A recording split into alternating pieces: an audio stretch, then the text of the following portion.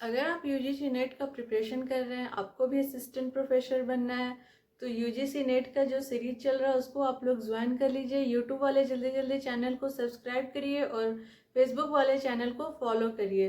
तो hello everyone, welcome back to my psychology channel. जैसे कि आपको पता है, अभी यूजीसी नेट का जो सीरीज चल रहा है, इसमें हमारा जो फर्स्ट टॉपिक है इमर्जेंस ऑफ साइकोलॉजी, वो कंप्लीट हो चुका है। जो सेकेंड टॉपिक रिसर्च है, वो भी कंप्लीट हो चुका है।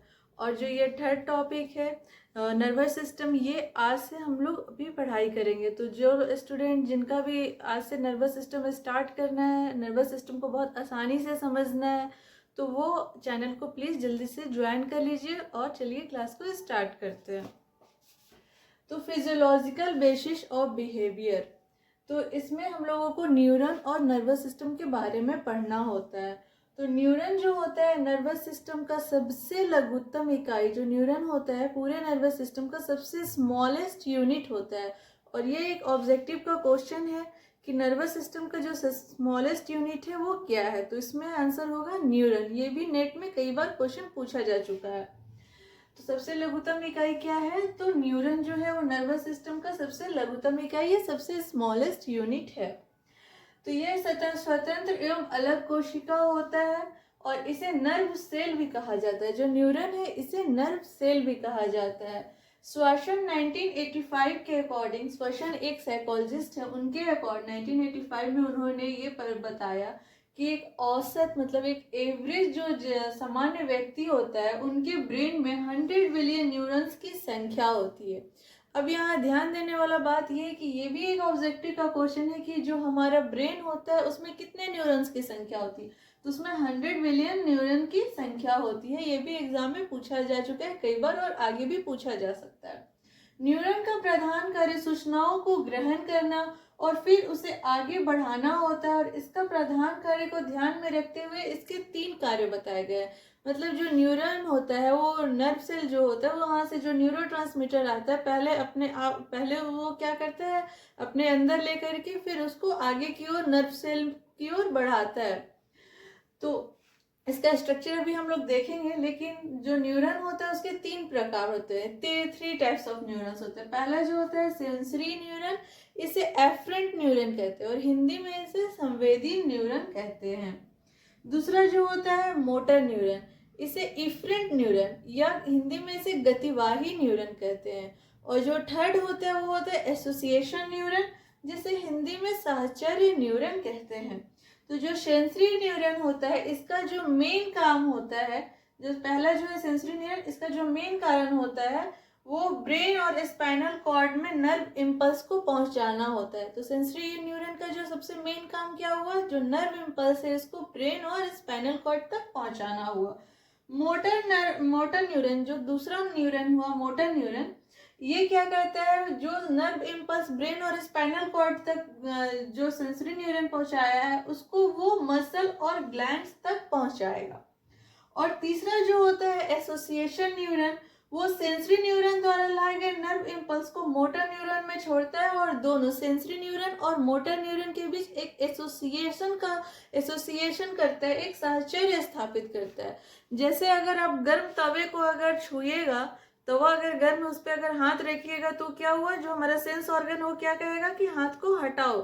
सेंस ऑर्गन मतलब सेंस ऑर्गन में हाथ गर्म टच हुआ तो ये जो नर्व इम्पल्स गया सीधे ब्रेन में और ब्रेन उसको तुरंत मैसेज भेजेगा कि तवा गर्म है, वहां से हाथ हटाओ नहीं तो हाथ जल जाएगा।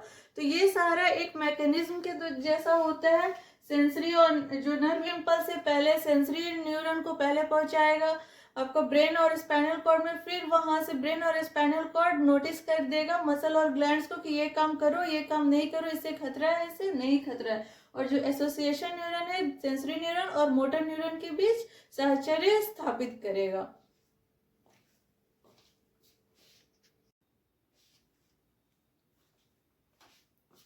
स्ट्रक्चर ऑफ न्यूरॉन, न्यूरॉन कैसा दिखता है, न्यूरॉन की क्या संरचना होती है, उसको देखते हैं और समझते हैं। तो जो न्यूरॉन होता है, न्यूरॉन का ऐसा एक ये फॉर्म में न्यूरॉन होता है, न्यूरॉन की ऐसी संरचना होती है। और न्यूरॉन के जो ये जो बीच दिख रहा है इसको बोलते हैं न्यूक्लियस। ये जो डॉट डॉट दिख रहा है ये न्यूक्लियस।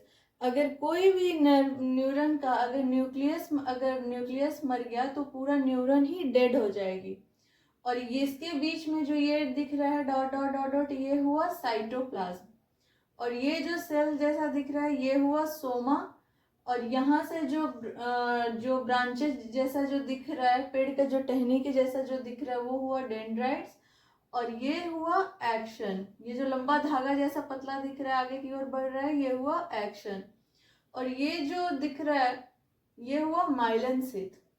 सबका अभी तो हम लोग स्ट्रक्चर पढ़ रहे हैं, इसके बाद हम लोग फंक्शन भी इसका देखेंगे।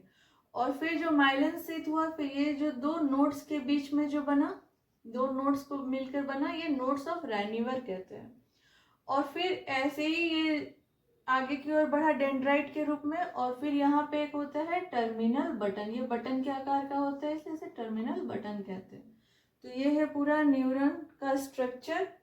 कोई भी जो नर्व इम्पल्स आता है तो पहले जो दूसरा न्यूरॉन है उससे डेंड्राइट के माध्यम से आएगा। कहाँ? तो पहले आएगा न्यूरॉन के ये न्यूक्लियस में, फिर यहाँ से साइटोप्लाज्म में नर्व इम्पल्स आएगा। फिर जो नर्व इम्पल्स है ये एक्सन के तरफ बढ़ते हुए ये माइलन शीथ से ऐसे बढ़ते हुए आगे जाएगा और आगे यहाँ जाएगा। फिर यहाँ डेंड्राइट, ये भी डेंड्राइट है और यहाँ टर्मिनल बटन है। और फिर यहाँ एक जो गैप आएगा और फिर यहाँ से दूसरा न्यूरॉन का डेंड्राइट आएगा। तो ये जो खाली गैप है इसको बोलते हैं, यहाँ जो फोर्स लगता है उसे बोलते हैं ऑल और नन लॉ। मतलब इतना तेजी से न्यूरॉन का जो नर्व इम्पल्स है इतना तेजी से आएगा कि दूसरे न्यूरॉन में वो यहाँ से डायरेक्ट कूद करके बाहर, मतलब जंप करके दूसरे न्यूरॉन में चला जाएगा नर्व इम्पल्स, या फिर बिल्कुल ही नहीं जाएगा। या तो चला जाएगा साइनेप्स से होते हुए दूसरे न्यूरॉन में, या तो चला जाएगा नर्व इम्पल्स, या फिर बिल्कुल ही नहीं जाएगा। तो यहाँ जो फोर्स लगता है इसे बोलते हैं ऑल और नन लॉ। और ये जो गैप है इस गैप को बोलते हैं साइनेप्स। फिर यहाँ से दूसरा न्यूरॉन का संरचना आता है। तो आज का जो ये एक बार फिर से आप लोग देख लीजिए, डेंड्राइट होता है, डेंड्राइट से नर्व इम्पल्स आता है न्यूक्लियस में, न्यूक्लियस से फिर साइटोप्लाज्म से आते हुए एक्सन में, एक्सन से नोड ऑफ रैनिवर में आते हुए, फिर एक्सन से आगे जाते हुए फिर यहाँ पे साइनेप्स से होते हुए दूसरे न्यूरॉन में नर्व इम्पल्स आगे की ओर बढ़ जाता है। तो ये है स्ट्रक्चर ऑफ न्यूरॉन। और कल का भी वीडियो काफ़ी इंपॉर्टेंट होने वाला है, क्योंकि कल के वीडियो में अब ये जो न्यूरॉन है इसका क्या काम है ये सब के बारे में हम लोग फंक्शन ऑफ न्यूरॉन के बारे में कल पढ़ेंगे। तो आप लोग प्लीज़ यूट्यूब वाले जल्दी चैनल को सब्सक्राइब कर दीजिए ताकि आगे के नोट्स आप लोगों को ईजिली मिलते रहे, और फेसबुक वाले चैनल को फॉलो कर दीजिए।